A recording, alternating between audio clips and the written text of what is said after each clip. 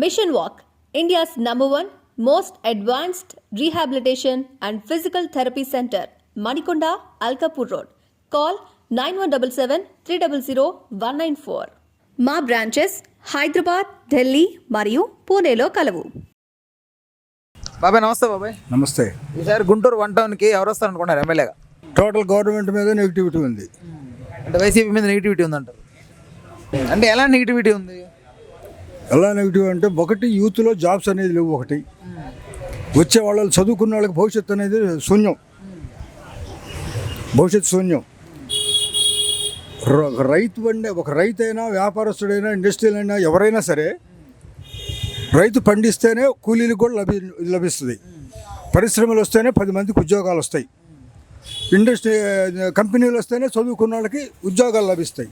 మీరు నన్ను ఇంటర్వ్యూ చేస్తున్నారు కదా, మీకు కొత్తగా ఏమన్నా ఇక్కడికి మన ఆంధ్రాకి ఏమైనా పరిశ్రమలు వచ్చినట్టు కానీ, కంపెనీలు వచ్చినట్టు కానీ, లేదా ఇంకేదైనా ఉద్యోగ ఉపాధి లభించేటువంటి సదుపాయాలు వచ్చినాయా? యాజ్ పర్ నౌ నాకు తెలిసి, నాకున్న నాలెడ్జ్ ప్రకారం, నాకున్న ఇన్ఫర్మేషన్ ప్రకారం, అంటే 2025 తర్వాత మన ఆంధ్ర రాష్ట్రం నుంచే దేశంలోని 45% ఏసీ ప్రొడక్షను మన ఆంధ్ర రాష్ట్రం నుంచి జరగబోతూ ఉంది.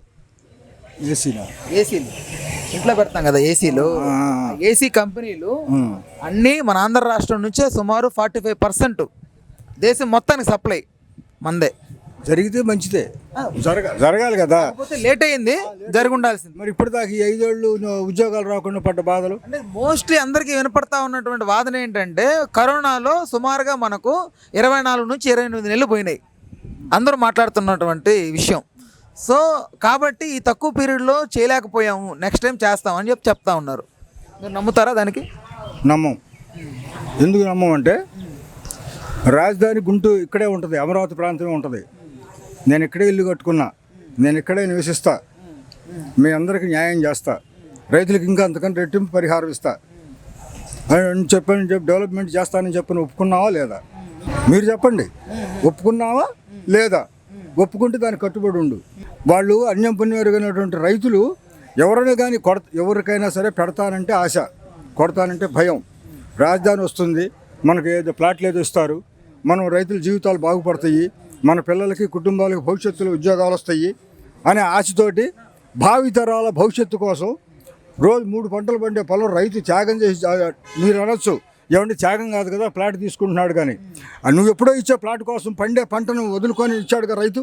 ఆ రైతు మీద ఆధారపడి పట్టుకున్నటువంటి పేదలు ఎంతమంది ఇవాళ రోజున కూలీ పనులు లేకుండా అల్లాడిపోతున్నారు. 29 గ్రామాల ప్రజలు చేసుకోవడానికి పొలం పనులు లేక దేశాల మీద పడి పోయి పని చేసుకొని, కష్టపడి పని చేసుకొని బతకాలి, ఇల్లు వాకిలు వదిలిపెట్టుకొని బతకాల్సినటువంటి పరిస్థితి వచ్చింది. ఇప్పుడు అమరావతిని 3 రాజధానులు ఒక రాజధానిగా ఫిక్స్ చేశారు కదా, తప్పుగా భావించాలంటే నేను ఒక్క ప్రశ్న వేస్తా. చెప్పండి. అట్టగా ఇది మీకు కొంచెం ఇబ్బంది కలిగించవచ్చు. అసలు ఏం లేదు సార్. నా ఉద్దేశంలో, నా భావంలో అన్ని ప్రాంతాల అభివృద్ధి చెందాలా అని చెప్పిన ఒక స్లోగన్ ఒకటి తీసుకున్నారు. రాజధాని లేకపోతే అభివృద్ధి కాదా? గుంటూరు అంతకుముందు రాజధానికి ఉంటేనే అభివృద్ధి అయిందా? విజయవాడ అంతకుముందు రాజధాని ఉంటేనే అభివృద్ధి అయిందా? వైజాగ్ అంతకుముందు రాజధానికి ఉంటే అభివృద్ధి అయిందా? అదేం లేదుగా. అవి లేకపోయినా కానీ మామూలుగా అభివృద్ధి చెందుతుందిగా. ఇంకొకటి, కొత్తగా పెళ్లి చేసుకున్నావు, నీకు సంసారంగా ఏది నువ్వు సంసారం పెట్టుకోవాలా, నువ్వు ఎక్కడికైనా పోయి ఏది అద్దిల్లు కానించి నువ్వు పప్పు ఉప్పు కూరగాయలు అన్నీ మొత్తం సమకూర్చుకోవాలా. కొన్నాళ్ళు కష్టపడితే కానీ నువ్వు ఫ్యామిలీ సెటిల్ కాదు. రాజధాని అని అంతే అనొచ్చు, 5 ఏళ్లలో ఏం చేశాడు, అంత కట్టలేదు కదా, పూర్తి కదా అని. 5 ఏళ్లలో 1 సంవత్సరం కాలం దాని పొలాలు సెలక్షన్ చేయడానికి పోయింది, ఒక సంవత్సరం కాలం దాని ప్లాన్లు వేసుకోవడానికి పోయింది. అక్కడి నుంచి నీకు తాత్కాలికంగా కట్టి, నీకు తాత్కాలిక భవనాలైనా సరే అక్కడి నుంచే పరిపాలన చేస్తున్నారుగా, ఉద్యోగులు అక్కడే ఉంటున్నారుగా, పరిపాలన హైకోర్టు కూడా అక్కడే ఉందిగా. పనులు అయితే జరుగుతున్నాయి, ఏమైనా ఆగినాయా? లేదు, ఆగలేదు. రాజధాని పనులు అయితే జరిగిపోతున్న ఇబ్బంది లేదుగా. మరి అది కాకుండా తీసి ఎక్కడో సరే మీరు అన్నట్టు ఉన్నాను. ఏంటి చెప్పండి, మీరు చెప్పండి, నేను చెప్పండి, అడగనియండి అని చెప్పని అనొచ్చు. నా భావంలో 3 ప్రాంతాల అభివృద్ధి చెందుతాని కోసమే నేను ఈ నిర్ణయం తీసుకున్నానని ఆయన అంటుంటే, నేను ఒక పౌరుడిగా ఏం చేస్తున్నానంటే, 3 ఆడవాళ్ళని బతికిస్తాను కాబట్టి 3 భార్య, నేను 3 పెళ్ళిళ్ళు చేసుకొని నేను సంసారం వెళ్తానని చెప్పానంటే అది పద్ధత? నువ్వు 3 ప్రాంతాల అభివృద్ధి చెందాలని రాజధానితో పోల్చావు. 3 కుటుంబాలు, పేదింటి కుటుంబాల్లో ఆడపిల్లల్ని పోషించడానికి నేను 3 పెళ్ళిళ్ళు చేసుకుంటానని చెప్పానంటే చట్టం ఒప్పుకుంటుందా? నా దృష్టి ఎక్కడి నుంచి వచ్చింది?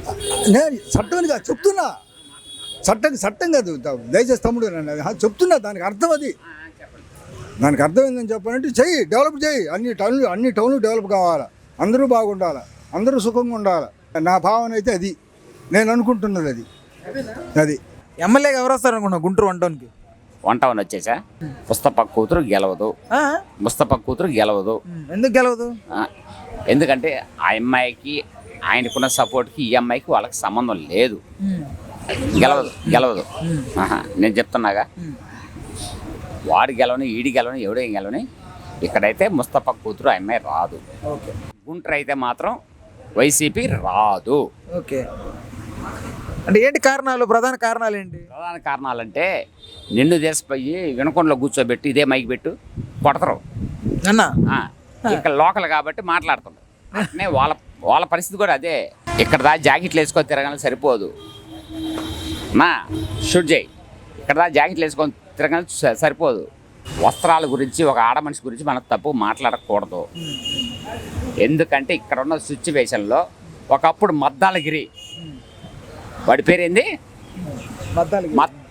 మండలగిరి మన తెలియదు. వాడెవడు? వైసెస్ అంటే వైశ్యాస్ చౌదరీస్ గెలిపించారు. ఇవాళ నాకు చేత కాదు, నాకు షుగర్ ఉంది, బీపీ ఉంది అని చెప్పేసి ముస్తఫా పక్క పోయి కూతురికి ఇప్పించాడు. నిన్ను నమ్ముకున్న నాయకులు ఏమవుతారన్నా? ఇప్పుడు ముస్తఫా కూతురు అంటే ముస్తఫా వెనకాల నుంచి ఉన్నటువంటి ఆ బలం. ముందు నిలబడు. అన్నం పెట్టేది ఎవరు? నువ్వు. ఎవరు కడిపోయి ఎరగాలి? నువ్వేమన్నా ఆఫీస్లో కూర్చుంటావు. ఇప్పుడు చంద్రబాబు ఉన్నాడు, నా పాయింట్. చంద్రబాబు పోయి డైరెక్ట్గా వచ్చి పోటీ చేస్తాడా? ఎమ్మెల్యే నిలబెడతాడా? ఎమ్మెల్యే నిలబెట్టి వెనకుంటాడు. మరి ఇక్కడ కూడా ముస్తఫా అంతే కదా, తన కూతురు నిలబెట్టి వెనకుంటాడు కదా. నేను డైరెక్ట్ పోయి లోకేష్ కాడికి పోతా, లేదా బాబు కాడికి పోతా, లేదా ముస్తఫా కాడికి పోతా. నువ్వే లేనప్పుడు నేను ఎవరు కాడికి పోయి ఎడుక్కోవాలి? కాయకర్తలు ఏమవుతారు? నాయకులు వీళ్ళందరూ ఎవరు? రేపు ఓటు వేయాలిగా, అన్నం కావాలిగా. వీళ్ళందరూ రోడ్డు మీద ప్లాట్ఫామ్ మీద తిరుగుతున్నారు అనుకో మాకండి. ప్రతి ఒక్కడికి ఓటు హక్కు ఉంది. డబ్బులు తీసేసుకుంటారు. ఎప్పుడైనా డబ్బులు తీసేసుకున్నారు? డబ్బులు నేను వంటకు పోతే 2000 వస్తాయి. వాడిచ్చే నా 2000 రూపాయలు వంట మీద పెట్టమను.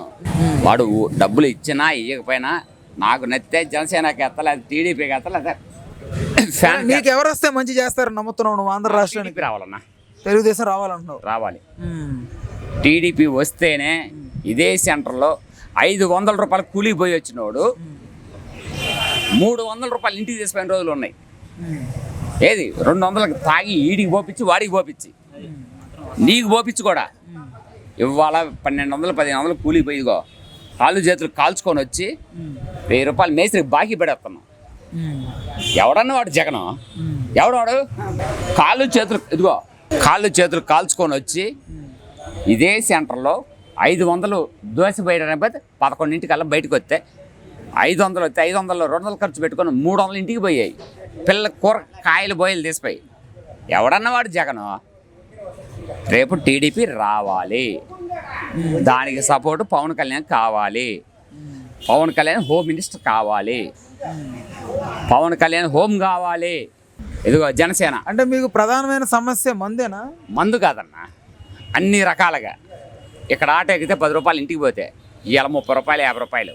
దాని కారణం ఆటో డ్రైవర్లు పెంచడమా? ఆటో డ్రైవర్లు తప్పుకోలేదు. గవర్నమెంట్కి ఏం చేస్తుంది? గవర్నమెంట్ ఏం చేసిద్ది? నీకు సెంటర్లో ఏడుంది? సెంటర్లో ఎంత ఉందన్నా? ఒకప్పుడు 30 రూపాయలు 40 రూపాయలు డీజిల్ పెట్రోల్ ఉన్నప్పుడు 5 రూపాయలు 10 రూపాయలతో పోయింది. ఇవాళ ఇక్కడి నుంచి ఆటో ఎక్కి ఇంటికి పోతే 50 రూపాయలు. 500 పనికి పోయచ్చు. ఇంకా 50 రూపాయలు ఆటో వాడికి ఇచ్చి నేనేం పోవాలన్నా? క్వార్టర్ 250 రూపాయలు. ఏదన్నా బిస్కెట్ పట్టుకుంటే 30 రూపాయలు. నూనె ప్యాకెట్ 35 రూపాయలు. నూనె ప్యాకెట్ ఇవాళ 110 రూపాయలు. ఎవరన్నా కాదంది అనమను? అరాచకమైన పాలన. నా పేరు రమేష్, వంట మాస్టర్ని, క్యాటరింగ్ వంట మాస్టర్ని. అరాచకమైన పరిపాలన. నోరెత్తే కొడతా.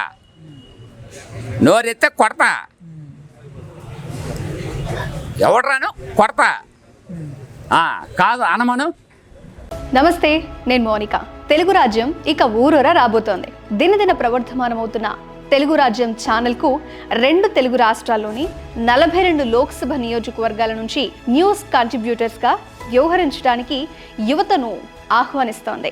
జర్నలిజం పట్ల ఆసక్తి, కనీస సామాజిక రాజకీయ పరిజ్ఞానం, స్థానిక పరిస్థితులపై మంచి అవగాహన, స్థానిక పరిచయాలు, గౌరవప్రదమైన జీవనం ఉంటే సరికొత్త సామాజిక విప్లవంలో మీరు కూడా భాగస్వాములు కావచ్చు. మీ అంతరంగాన్ని ఆవిష్కరించవచ్చు. ప్రతి లోక్సభ నియోజకవర్గ పరిధిలో 2కి అవకాశం ఉంటుంది. 30 నుంచి 35 ఏళ్ల మధ్య వయస్కులై జర్నలిజం పట్ల అభిరుచి, ఆసక్తి కలిగిన యువతి యువకులు తమ వివరాలు, జీవన విధానం, ఆసక్తి గల ప్రాంతం, పాస్పోర్ట్ ఫోటోతో కలిపి ఈ దిగువన నంబర్కు వాట్సాప్ చేయొచ్చు. నంబర్ 8125150555.